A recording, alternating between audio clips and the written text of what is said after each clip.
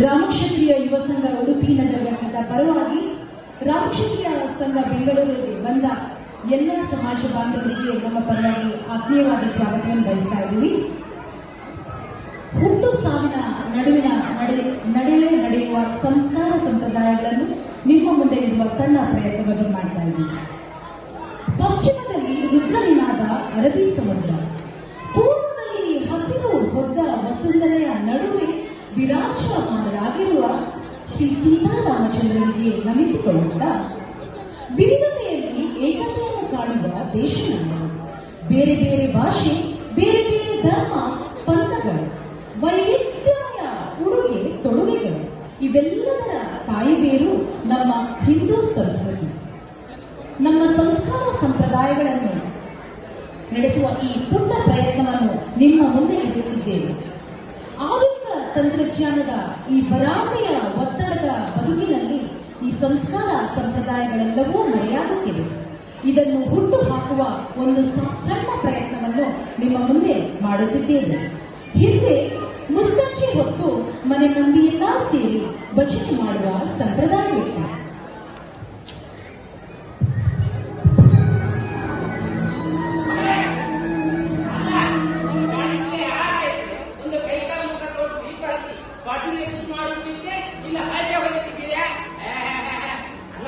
ಈಗಂತೂ ನಮ್ಮ ಹಿಂದೂ ಸಂಸ್ಕೃತಿ ಪೂರಾ ಹಾಳಾಗಿ ಇದೆಲ್ಲ ಇನ್ನು ಸರಿ ಮಾಡಬೇಕಾದ್ರೆ ಒಂದೇ ಕಿರು ನಾಟಕವ ಅಲ್ಲ ಕಿರು ಚಿತ್ರವ ಇಂಥದ್ರಲ್ಲೇ ಮಾಡ್ಬೇಕು ಬಿಟ್ರೆ ಬೇರೆ ಯಾವ್ದ್ರಲ್ಲೂ ಸಾಧ್ಯ ಇಲ್ಲ.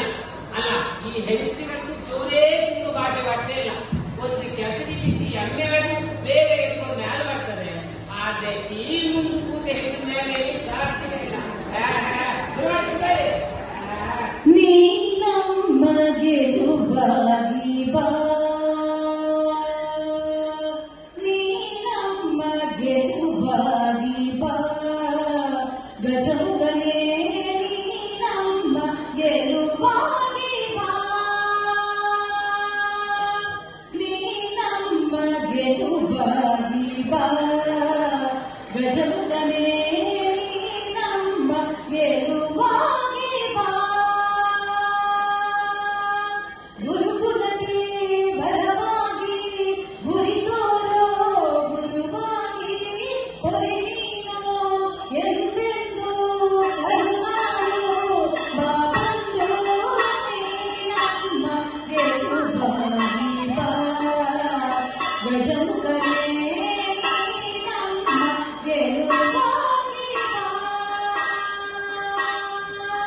ನೀನಮಗೆ ರುಬಾಗಿ ಬಾ, ಗಜಮುಖನೇ ನಮಗೆ ರುಬಾಗಿ ಬಾ.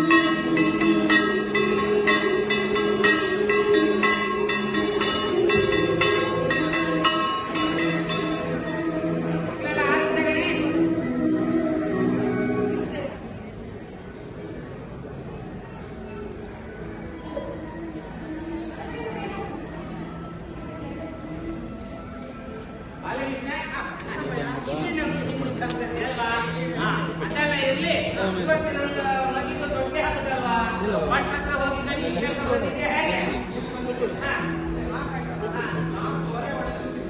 ಒಟ್ಟು ಅರ್ಧ ಗಂಟೆ ಕೊಟ್ಟದಲ್ವಾ, ಹಾಗಾಗಿ ಅರ್ಧ ಗಂಟೆ ಪೂರ ಬರೋದ್ಬೇಕಿಲ್ಲ. ಸರಸ್ವತಿ ರೇವತಿ ಎಲ್ಲ ಒಳ ಹೋಗ್ಕೊಂಡು ಎಂತ ಮಾಡ್ತಿದ್ದೇನೆ.